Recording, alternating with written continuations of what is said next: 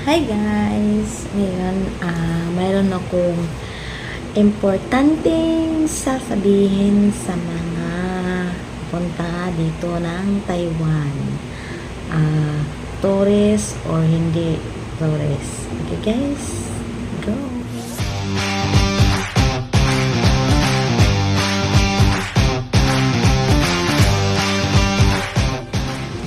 Ito na guys, ito yung pinaka-importante sa lahat, ang mga pupuntang Taiwan, mga workers o hindi workers, sa mga pupunta dito, ito talagang pinaka-importante sa lahat ng bagay, kasi ayaw mo magpinalte.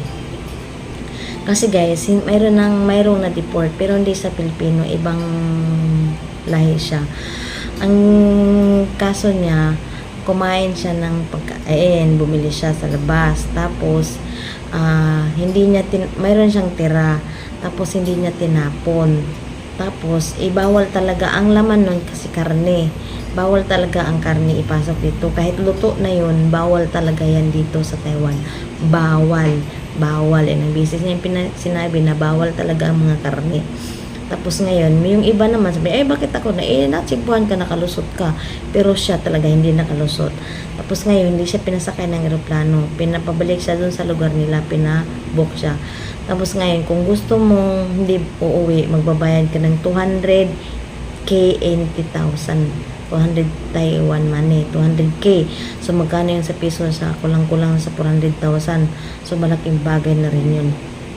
Tapos, kung halimbawa mag-apply ka ulit dito sa Taiwan, ay babayaran mo pa rin yung naging kaso mo na penalty mo na 280 kung gusto mo bumalik. Kaya sa mga gustong pumunta dito, kung mayroon kayong pagkain na ganun, wag nyo talagang bitbitin, itapon nyo kung mayroong ano. Ako nga, yung tubig yun meron akong mineral water, hindi na ubos, pinatapon sa akin. Hindi naman ako, kasi tubig lang naman yun. Tapos ngayon, kaya mga karne, bawal talaga yan sa kanila. Mayroon yan sa airport, pinapaalala doon, nakapaskil yan, ganito, hindi mo pwedeng dalhin, yung mga buto, mga ganun. Lalo na yung mga karne. Yung iba. Pero yung mga tuyo naman, yung mga isda, ganun na. Isda naman yun. Pero yung mga karne talaga, bawal na bawal talaga yan dito sa Taiwan. Hindi pwedeng, ba't ako nakakalusot naman, hindi ka natsimpuhan. Yung sa kanya kasi, kinain niya, siyempre naka-styrofoam siguro yun, kung ano, hindi ko alam kung saan niya binili, tapos, meat talaga ang laman. Kaya, hindi siya pinasakay ng eroplano. Okay guys, kaya paalala sa mga nagbabiyahe papunta dito ng Taiwan, kung mayroon kayong pagkain, ubusin mo na bago ka sasakay. O kaya kung di mo naman kayang ubusin, itapon mo na lang kanina. Kaya kahit hindi ka nagtatrabaho dito, mga tourist ka na rin, bawal talaga yun. Kaya paalala sa mga nagtatravel, wag mo talagang bitbitin yun, para walang problema.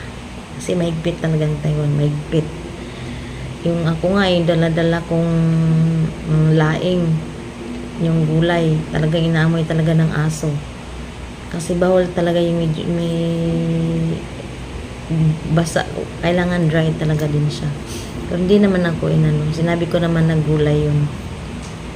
Tapos kahit matikman nila, ganun, okay lang naman.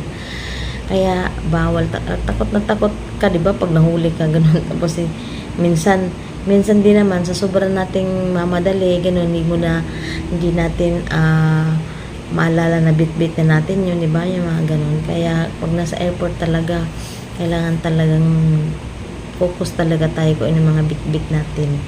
Kasi nga, diba, hindi natin alam na bit-bit na pala natin yung karne, yung kinain natin, ganun.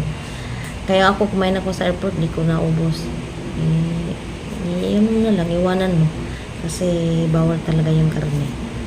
Okay guys, sana may natutunan sa video na ito. Importante. Okay guys, bye. Thanks for watching.